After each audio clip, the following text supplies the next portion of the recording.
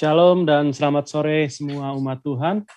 Kita mengucap syukur kita bertemu kembali di sore hari yang penuh dengan berkat dari Tuhan.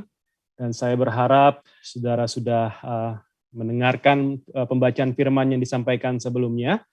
Sore hari ini pengajaran yang kita akan dengarkan, saya beri judul Berapa Roti Ada Padamu. Jadi firman yang tadi telah dibacakan dari Matius 15 ayat 32 sampai 39 dengan judul Nas Yesus memberi makan 4.000 orang, dan juga pembacaan dari 2 Petrus 1 3 sampai 15. Jadi apa yang mau saya sampaikan buat kita semua anak-anak Tuhan, terkadang mungkin kita dan atau banyak orang lain berpikir kalau kehidupan ini berpusat pada kita sebagai manusia, ya, dengan kebutuhannya, dengan keinginannya, dan Tuhan adalah sebagai penjawab doa, ya, provider. Jadi kalau kita ada masalah, kita ada kebutuhan, kita ada keinginan, kita melihat di sekitar kita ada sesuatu terjadi, lalu kita berdoa. Dan kita berharap Tuhan menjawab doa kita berharap Tuhan memberikan jalan keluar dan menyediakan semua apa yang kita doakan, menjawab doa-doa kita, menjawab pergumulan kita, menjawab kebutuhan kita.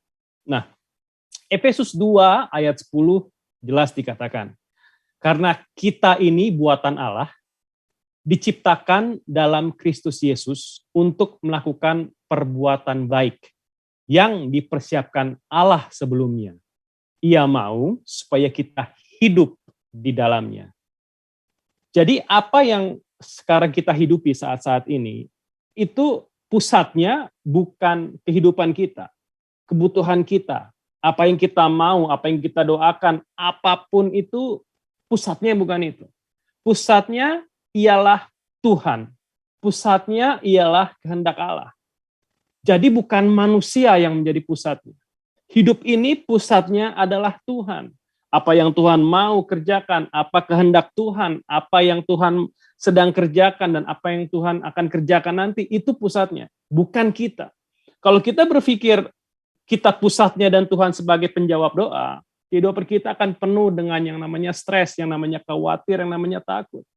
Karena kita berpikir semuanya kita, padahal harusnya semuanya berpusat kepada Tuhan.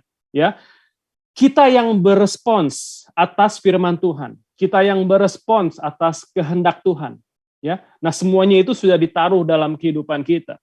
Bukan Tuhan yang bereaksi akan kebutuhan kita, tapi harusnya kita yang bereaksi dengan apa sih kehendak Tuhan. Dan dari sana kita mengerti, oh, kalau ini kita mengerti dengan baik, ternyata Tuhan sudah menyediakan hal-hal baik buat kita. Bahkan masa depan kita Tuhan sudah jamin, Tuhan sudah sediakan. Hidup kita akan berbeda, saudara-saudara. Jadi intinya, ada yang sudah Tuhan taruh dalam kehidupan kita. Makanya saya bawa judul ini, berapa roti yang ada padamu. Harusnya ini trigger kehidupan kita. Harusnya ini ring a bell dalam pemikiran kita. Sebenarnya Tuhan tuh sudah taruh banyak hal dalam kehidupan kita. Tapi Tuhan, apa yang Yesus sampaikan kepada waktu mau memberi makan 4.000 orang ini, ada satu pertanyaan yang saya berpikir ini pertanyaan sangat bagus buat kita semua. Kita tanyakan kembali, berapa roti ada padamu? Ya, jadi waktu itu Tuhan Yesus mau memberi makan 4.000 orang laki-laki, tidak termasuk perempuan dan tidak termasuk anak-anak. Ia ingin melakukan mujizat yang besar di antara mereka. Ya, waktu Yesus bertanya sama murid-muridnya, berapa roti yang ada padamu? Nah, lalu muridnya menjawab, ada 7 roti dan ada beberapa ikan kecil. Nah, setelah itu Yesus dapat memberi makan 4.000 orang, bahkan sisa 7 bakul. Saya berharap saudara baca lagi cerita ini.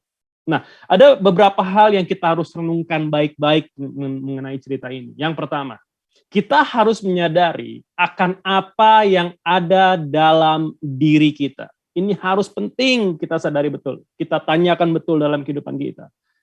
Matius 15 ayat 34 yang kita baca tadi. Kata Yesus kepada mereka, berapa roti ada padamu? Berapa roti ada padamu?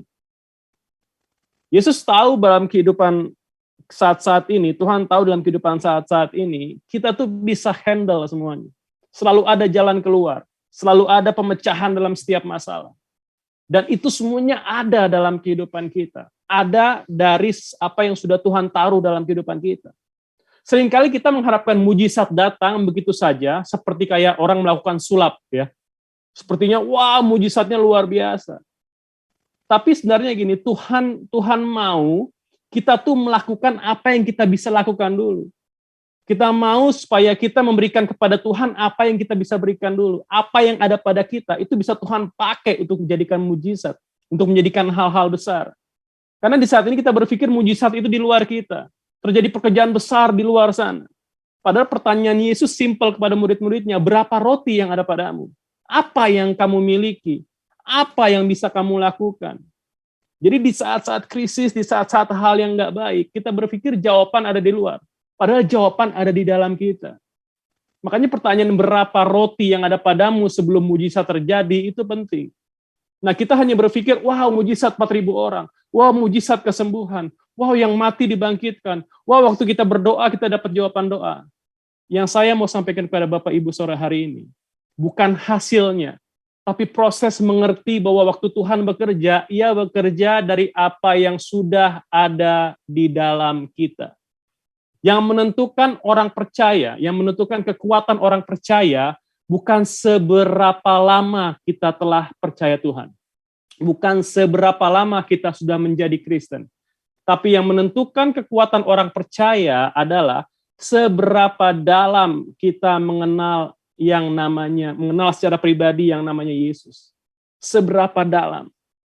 Bukan hanya kenal mujizatnya, bukan hanya mau mujizatnya, seberapa dalam kita tahu apa yang sudah Yesus lakukan dalam kehidupan kita. Ya. Tadi kita baca 2 Petrus 3. Di sana dikatakan di ayat 8 dibilangnya, agar kita menjadi giat dan berhasil dalam pengenalan akan Yesus Kristus Tuhan kita. Saya percaya bahwa kita sudah mengerti semua berawal dari firman Tuhan, ya. Yohanes 1 ayat 3 sudah katakan itu. Semua berawal dari firman Tuhan. Manusia tidak bisa melakukan sesuatu tanpa perintah dari Tuhan. Sang pencipta, sang pemilik alam semesta. Jadi semuanya harus menurut perintah Tuhan. Nah, apakah perintah Tuhan yang pertama waktu manusia dijadikan? Baca kembali Kejadian 1 ayat 28. Waktu Allah sudah memberkati mereka, lalu Allah berfirman kepada mereka, beranak cuculah, bertambah banyak, penuhilah bumi, dan taklukkanlah itu. Berkuasalah atas ikan-ikan di laut, dan burung-burung di udara, dan di atas segala binatang merayap di bumi. Nah, kalau kita melakukan sesuatu di luar perintah Tuhan, maka kita sedang melakukan yang namanya pemberontakan. Ya kan? Kalau ada perintah dari atasan, kita nggak melakukan, tapi malah kita melakukan hal yang lain, itu namanya kita memberontak sama atasan kita. Kita memberontak sama kalau ada orang tua mengatakan kamu harus lakukan ini, kamu harus belajar, kamu harus melakukan membantu, kamu harus apalah yang disampaikan orang tua. Itu kalau kita nggak lakukan, at that time itu kita sedang memberontak sama orang tua. Kita sedang kalau Tuhan memberikan perintah terus kita nggak lakukan, malah kita melakukan yang lain, kita sedang mencuri haknya Tuhan sebenarnya. Karena kita bergerak di luar perintah Tuhan. Pemberontakan ini kenapa terjadi? Karena ada hasrat manusia yang nggak mau diperintah. Percayalah, sejak kita lahir masih kecil, kita tuh nggak suka yang namanya diperintah. Anak kecil tuh nggak suka disuruh A, disuruh B, disuruh C. Kadang-kadang kita ada dalam kehidupan kedagingan kita yang kita nggak suka diperintah. Kita nggak suka diperintah. Makanya terjadi Adam dan Hawa jatuh ke dalam dosa. Karena perintah yang Tuhan sudah berikan tidak mereka lakukan. Manusia diciptakan memang untuk berkuasa, tapi berkuasanya atas apa? Atas perintah Tuhan kan tadi. Nah, itu yang harus kita benar-benar mengerti. Ingatlah bahwa Tuhan memberikan perintah, ya, waktu Tuhan memberikan perintah dan bekerja, itu semua juga atas apa yang sudah Tuhan berikan loh dalam kehidupan kita. Tuhan nggak main perintah, Tuhan nggak main bekerja tanpa Dia memberikan sesuatu. Tuhan sudah berikan sesuatu. Nah, 2 Petrus 1 ayat 13 tadi kita udah mengerti. Dibilang karena kuasa ilahinya telah menganugerahkan kepada kita segala sesuatu yang berguna untuk hidup yang saleh. Jadi kalau Tuhan mengharapkan kita hidup yang saleh, bukan karena kita harus berjuang sendiri, bukan. Tuhan sudah anugerahkan kepada kita segala sesuatu agar kita bisa hidup saleh. Jadi kalau kita berpikir, aduh saya nggak bisa hidup saleh, saya nggak bisa mengalahkan dosa-dosa saya selalu kalah akan dosa-dosa saya, berarti siapa yang salah? Kita yang salah. Karena apa? Tuhan sudah berikan semuanya kekuatan. Tuhan sudah berikan benihnya, tapi kita yang gagal menumbuhkannya. Ia sudah menganugerahkan kepada kita janji-janji yang berharga. Ia sudah memberikan kita iman yang walaupun sebesar biji sesawi itu di firman dibilang bisa memindahkan gunung.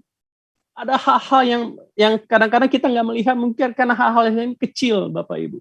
Ya, bahkan kita juga telah diberikan karunia untuk mengetahui rahasia kerajaan sorga yang orang lain di sana nggak dapat. Baca Matius 13. Ini perumpamaan tentang penabur. Di sana dikatakan di ayat 11, jawab Yesus. Jadi murid-muridnya datang kepada Yesus waktu itu, terus bertanya, mengapa engkau berkata-kata kepada mereka dalam perumpamaan? Kan Yesus suka mengatakan perumpamaan kan? Tapi apa jawab Yesus di ayat 11? Jawab Yesus, kepadamu diberi karunia untuk mengetahui rahasia kerajaan sorga, tetapi kepada mereka tidak. Ini sangat luar biasa Bapak Ibu. Kita diberikan rahasia kerajaan sorga. Tuhan bekerja dari apa yang ada dalam kehidupan kita, bukan dari apa yang kita lihat saat-saat ini. Lihat cerita Gideon 2 minggu lalu saya sampaikan. Waktu itu Gideon sedang mengirik gandum. Dia sedang bersembunyi di tempat pemerasan anggur, tapi dia sedang mengirik gandum karena saking takutnya saat itu sama orang Midian. Dia bersembunyi sambil mengirik gandum. Tiba-tiba malaikat Tuhan datang. Langsung bilang kepada Gideon, Tuhan menyertai kamu, hai pahlawan yang gagah berani. Bayangkan, ini ada laki-laki ngumpet, bekerja, mengirik gandum di tengah pemerasan anggur. Mereka sedang ketakutan. Tiba-tiba tapi malaikat Tuhan datang bilang, kamu pahlawan yang gagah berani. Sampai Gideon heran, bagaimana saya pahlawan gagah berani? Saya sedang sekarang dalam ketakutan, saya sedang bersembunyi. Lihat, Tuhan bekerja bukan karena situasi saat ini, bukan situasi Gideon saat itu yang sedang diserang sama bangsa Midian, tapi Tuhan bekerja atas apa yang dia lihat dalam kehidupan kita. Tuhan melihat Gideon sebagai pahlawan yang gagah berani. Saya percaya juga Tuhan bisa melihat kita, saudara-saudara, sebagai pahlawan yang gagah berani, yang bisa lewat dari semua krisis ini. Tapi lihatnya visinya dari mata Tuhan, bukan dari mata kita. Kita akan lihat, saya siapa? Saya lemah, saya ini, saya nggak bisa apa-apa. Ini yang membuat kita kadang-kadang waktu kalau Yesus bertanya berapa roti yang ada padamu. Yesus hanya mau tahu sebenarnya kita mengerti nggak sih apa yang sudah Tuhan tempatkan dalam kehidupan kita. Kalau Tuhan sudah menaruh segala sesuatu yang kita perlukan, pertanyaannya sekarang, sudahkah kita sungguh-sungguh mengalami kuasa Allah dalam ibadah-ibadah kita? Sudahkah kita merasakan kuasa Allah dalam kehidupan kita? Sudahkah benar-benar kita merasakan kuasa Allah dalam pekerjaan sehari-hari kita?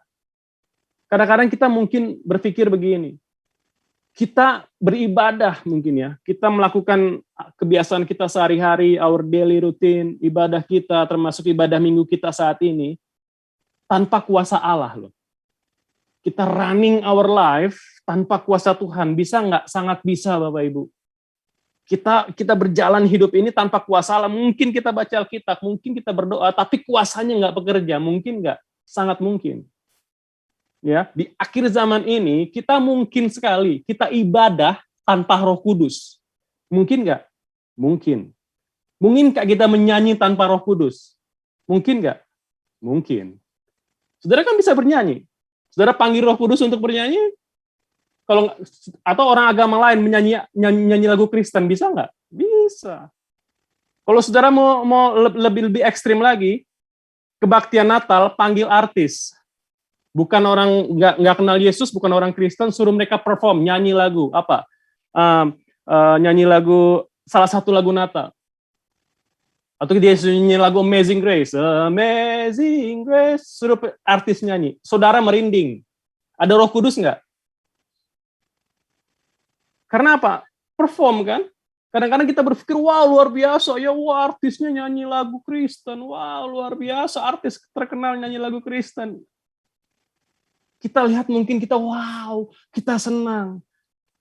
Kita senang, wow ini loh hebat, performance-nya hebat, tapi ada kuasa di dalamnya. Mungkin kalau saudara panggil anak kecil atau siapa yang jemaat biasa suruh menyanyi, tapi dia menyanyi dengan kuasa Roh Kudus, itu lebih luar biasa. Mungkin banyak orang dijamah di sana. Nah, karena kita berpikir seperti itu, kita berpikir bahwa semua yang kita lakukan ini, kalau nggak ada kuasa Tuhan itu percuma, Bapak Ibu. Kalau pusatnya nggak sama Tuhan, percuma. Nah, alasan utamanya begini, manusia itu suka mencintai dirinya sendiri, suka memuaskan dirinya sendiri. Makanya pada akhir zaman, lihat apa yang terjadi. Kita harus benar-benar tahu, 2 Timotius 3, 1-5 baca dengan baik. Ini yang terjadi di akhir zaman. Akan ada masa sukar, orang mencintai dirinya sendiri, orang menjadi hamba uang, membual, menyombongkan diri, fitnah, berontak terhadap orang tua, tidak tahu berterima kasih, tidak mempedulikan agama, dan lain sebagainya, tidak mengasihi. Saudara baca sampai ayat kelima. Ayat kelima dikatakan, secara lahiriah mereka menjalankan ibadah mereka, tapi pada hakikatnya mereka memungkiri kekuatannya. Jauhilah mereka itu. Nah, saya berharap dalam setiap ibadah kita, dalam setiap pertemuan kita, kita merasakan kuasa Tuhan. Saudara harus bisa merasakan kuasa Tuhan di rumah. Saudara bisa merasakan kuasa Tuhan untuk saudara berdoa bersama-sama suami istri, sama anak berdoa, saudara rasakan kuasa Tuhan. Bukan hanya rutinitas. Karena Tuhan sudah menaruh sesuatu yang luar biasa dalam kehidupan kita orang percaya. Apa tujuan hidup kita saat ini? Kita sudah tahu, Roma 8 ayat 29 jawabannya. Kalau saudara ditanya apa tujuan hidup saudara, ingat Roma 8 ayat 29. Untuk menjadi serupa dengan gambaran anaknya. Untuk menjadi serupa seperti Kristus. Nah, kalau saudara baca firman Tuhan di 2 Korintus 4, ada yang namanya harta dalam bejana tanah liat. Ya, 2 Korintus 4 baca ayat yang ke-7. Kita ada di sana dinamakan harta dalam bejana tanah liat. Ya, renungkan firman itu. Renungkan firman itu. Nah, kita dilahirkan dari benih yang tidak fana, yang hidup dan yang kekal. Kita dilahirkan semua dari benih firman Tuhan. Ya, 1 Petrus 1 ayat 23 bilang, karena kamu telah dilahirkan kembali bukan dari benih yang fana, tapi benih yang tidak fana oleh firman Allah yang hidup dan yang kekal. Benih ini dibilang benih ilahi, benih yang dari Allah, benih yang dapat mengalahkan segala kuasa dosa. Yohanes 3 ayat 19. Jadi, kalau kita mau memenangkan, kalau kita mau menang dari kuasa dosa, di dalam kita sudah ditaruh benihnya. Saudara tidak perlu cari di luar, sudah tidak perlu pusing-pusing, semua sudah Tuhan sediakan, benihnya sudah ada. Ingat, Tuhan bekerja melalui apa yang ada dalam kita. Saudara punya talenta, saudara punya karunia, saudara punya skill, saudara punya doa, iman percaya, pengharapan, kasih, buah roh, itu semua ada di mana? Ada dalam kehidupan saudara. Makanya waktu dalam kesulitan, benih imannya harus keluar. Jangan waktu kesulitan kita berteriak ke kiri, berteriak ke kanan, lompat sana, lompat sini kalau ada kesulitan. Bukan. Coba kembali dulu, lihat dulu berapa roti yang ada padamu. Apa yang sudah Tuhan taruh dalam kehidupan kita. Waktu dalam kesulitan seharusnya begitu. Masuk kamar berdoa, Tuhan tanya, Tuhan ini bagaimana? Kadang-kadang gini, mempercayai Allah ketika segala sesuatu baik itu mudah. Ya, kalau semua lagi baik, mempercayai Allah mudah. Nyanyi sambil lompat-lompat, sambil tersenyum mudah. Tapi mempercayai Allah di tengah keterbatasan, di tengah kesulitan, itu baru yang luar biasa. Ketika kita punya, banyak masalah nih. Kalau kita, gimana caranya mau cari jalan keluar, gimana nih? Bisa nggak kita percaya sama Tuhan kalau Tuhan kasih jalan keluar buat kita? Bisa nggak kita menunggu waktunya Tuhan? Itu yang penting. Itu yang penting, Bapak Ibu. Bagaimana kita bisa rejoice in the Lord always, dalam situasi apapun. Bagaimana rasa sukacita kita itu not dependent on things. Gimana kita bisa memutuskan bersukacita itu, karena dalam dari hati kita mau bersukacita, kita mau bahagia, bukan karena situasi di luar kita. Tapi karena ada Yesus dalam kehidupan kita. He is our peace, He is our source of joy. Karena banyak orang mau mengalami sukacita, mengalami hal-hal baik, mereka mau lihat dulu sekitarnya. Oh, semua baik. Oh, keluarga baik. Oh, semua sehat. Baru puji Tuhan. Baru kesaksian, semua diberkati. Saya dapat kerja, saya dapat ini buktinya. Tapi waktu adalah masalah, dia nggak bisa, dia nggak buka mulut aja nggak bisa. Karena dia nggak melihat. Padahal sumber sukacita kita bukan karena hal-hal yang di luar itu. Bukan karena semua sudah terjadi, tapi karena ada Yesus menyertai saat susah dan saat senang. Saat sakit dan saat kita sehat, Tuhan selalu ada sama kita. Yang kedua, setelah kita mengetahui, yang kedua kita harus bereaksi dengan benar. Waktu Yesus panggil murid-muridnya, dia panggil dan berkata, hatiku tergerak nih lihat 4.000 orang. Udah 3 hari loh mereka ikut kita. Masa kita suruh pulang, bisa pingsan nanti di jalan, kan? Itu ayatnya kan, kalau bahasanya kita ganti biar bahasa yang gampang kita mengerti. Lalu murid-muridnya bilang apa ke Yesus? Bagaimana kasih makan? Ini kan tempat sunyi. Bagaimana kita kasih makan 4.000 orang ini? Di sini nggak ada toko atau lain sebagainya kita bisa beli. Nah, kadang-kadang gini Bapak Ibu, reaksi itu benar. Reaksi itu benar dan sangat penting buat kita. Waktu kita dengar firman Tuhan, bagaimana reaksi kita itu sangat menentukan. Keberhasilan kita melakukan kehendak Tuhan sangat bergantung sama reaksi kita waktu pertama kali kita dengar perintah Tuhan. Contohnya Maria. Waktu Maria, malaikat Tuhan datang kepada Maria. Malaikat Tuhan berkata, Roh Kudus akan turun atasmu, kuasa Allah yang Maha Tinggi akan menaungi engkau, dan kamu akan mengandung anak yang kau lahirkan itu akan disebut kudus, anak Allah. Lalu apa kata Maria? Maria jawab, sesungguhnya aku ini hamba Tuhan. Jadilah padaku menurut perkataanmu itu. Nah, Maria benar-benar mengerti bahwa reaksinya saat itu menentukan. Karena dia mengandung juru selamat yang namanya Yesus itu. Nah, saat-saat ini reaksi kita penting. Di saat-saat susah, di saat-saat senang, reaksi kita sangat penting. Di saat kita dengar firman Tuhan. Memang kita tidak dapat mengendalikan keadaan di luar. Tapi apa yang kita bisa kendalikan? Reaksi kita saat-saat ini. Mungkin kita pernah bertanya, Tuhan kok mengizinkan sih hal-hal nggak baik terjadi sama umat Tuhan? Kenapa sih Tuhan nggak cegah gitu biar nggak ada terjadi kecelakaan, biar Tuhan nggak terjadi COVID, biar Tuhan nggak... Kan Tuhan bisa cancel semua. Tuhan bisa semua bereskan dalam waktu yang singkat. Tapi kenapa ini berlarut-larut? Ingat, Tuhan tidak pernah merancangkan yang jahat. Rancangan Tuhan, rancangan damai sejahtera. Manusia yang merekakan yang jahat. Iya kan? Tapi Tuhan tidak pernah mereka-rekakan yang baik. Iblis punya rencana untuk membunuh, membinasakan. Iblis suka mengekspos apa yang buruk dalam diri manusia. Tapi ingat, kalau kita ingat kisah Ayub, reaksi Ayub yang menentukan hasil akhirnya. Ya, apa reaksi saudara kalau dengar murid Tuhan yang namanya Thomas? Apa reaksi saudara? Kalau saudara baca Alkitab, mungkin pikir, Thomas kan yang suka meragukan Yesus waktu itu, dia harus minta bukti dulu, menunjukkan tangannya ini beneran nggak Yesus. Kalau saya berpikir kalau kita jadi Thomas, mungkin kita punya respons yang sama. Apa yang saudara pikirkan kalau saudara mendengar kata Yunus? Yunus kan lari dari panggilan Tuhan kan? Yunus juga nggak suka kalau Tuhan memberkati kota Niniwe. Tapi kalau saya berpikir mungkin saya bisa jadi seperti Yunus juga kalau disuruh Tuhan saat itu. Apa yang saudara pikirkan kalau saudara mendengar kata ini? Petrus. Nggak usah pikir, Petrus saya ingat Pak, dia kan yang sangkal Yesus 3 kali kan? Itu mungkin terpikir dalam pikiran kita. Tapi kalau saudara renungkan baik-baik, apa reaksi Petrus, apa reaksi Yunus, apa reaksi Thomas? Thomas mati secara martir. Sama juga seperti Petrus, dia mati secara martir. Disalib terbalik dan lain sebagainya. Tapi reaksi setelah itu, apa yang Petrus lakukan, itu yang menentukan, Bapak Ibu. Kalau saudara mau mempunyai reaksi yang benar, again, apa yang dalam kita itu penting? Kesehatan hati kita, agar kita bisa bereaksi dengan baik. Kalau saat ini mungkin di rumah kita lampu terang ya, tiba-tiba lampu mati semua. Internet mati, lampu mati, gelap. Pertanyaan apa yang keluar dari mulut saudara waktu mati lampu? Siapa yang bertanya, loh kok gelap, kenapa mati lampu? Tolong angkat tangan. Loh, kenapa mati lampu ya? Nah, siapa yang responnya kedua begini, mana lilin, cari lampu. Nggak ada kan?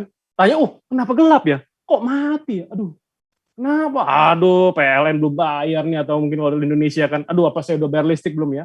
Ada nggak yang langsung, cari terang, cari lampu, biar kita bisa jalan. Kenapa? Kita berpikir selalu yang, aduh kenapa mati lampu? Kita nggak cari bereaksi dengan kadang bereaksi kita salah. Oh, kita pikir, oh iya kalau mati lampu ya cari terang. Yang pertama, baru kita bisa berpikir ada apa. Reaksi tidak gampang. Kalau dalam kepahitan, dalam sakit hati itu juga susah. Ya, lihat Yusuf, lihat Daud, waktu mereka diproses Tuhan, mereka nggak bitter, mereka nggak merasa sakit hati. Kalau Yusuf merasa sakit hati, saya yakin Yusuf nggak akan jadi raja di Mesir. Tapi karena apa? Mereka mau menjadi pribadi yang baik. Mereka nggak bitter, tapi mereka mau menjadi yang better. Sesungguhnya semua orang percaya memiliki kuasa yang mempunyai daya ubah dalam kehidupannya. Tapi reaksinya harus penting. Reaksinya harus penting. Bagaimana mereka bereaksi atas perintah Tuhan. Yang ketiga. Jadi yang pertama ingat tadi, disampaikan bahwa sadari apa yang ada dalam kita. Yang kedua, reaksi harus kita benar. Yang ketiga, kita harus bekerja sama dengan Tuhan. Matius 15 tadi kan, waktu Yesus menyuruh orang-orang duduk di tanah, sudah itu apa?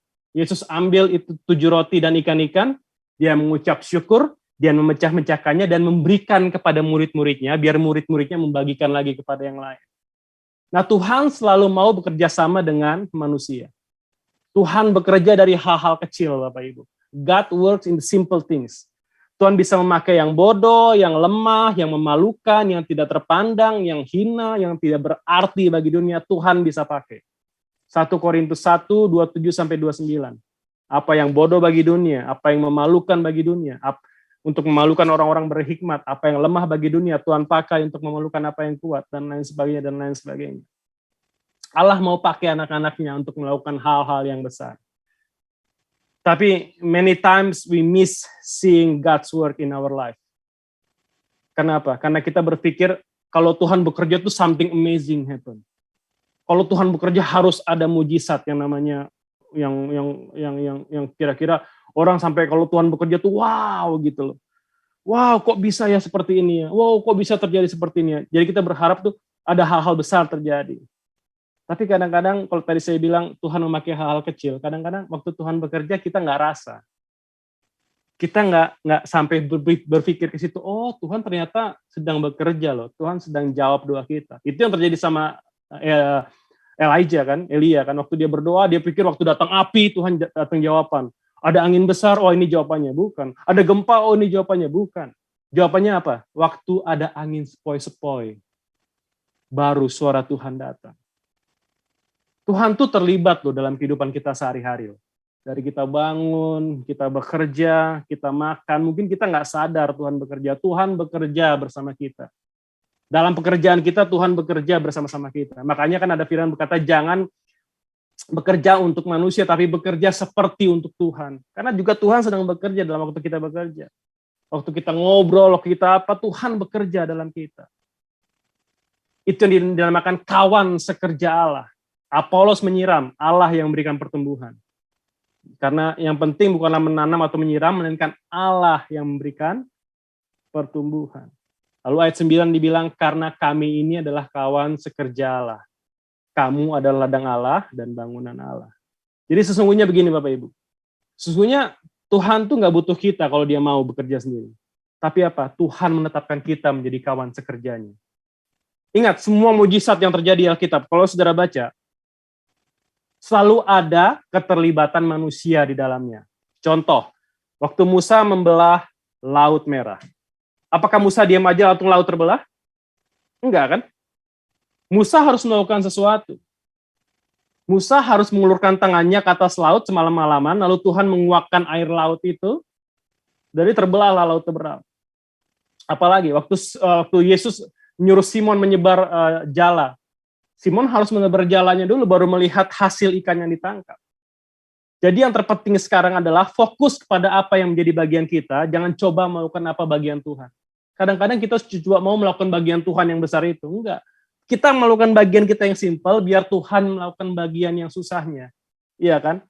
Apa sih susahnya menanam dan menyiram? Kalau Tuhan yang memberikan pertumbuhan, kan gampang kan? Kalau kita punya tanaman nih, kita cuma nyiram sama nanam. Susahnya di mana? Gampang, cuma nanam sama nyiram. Yang beri pertumbuhan itu yang susah, yang beri kehidupan itu yang susah.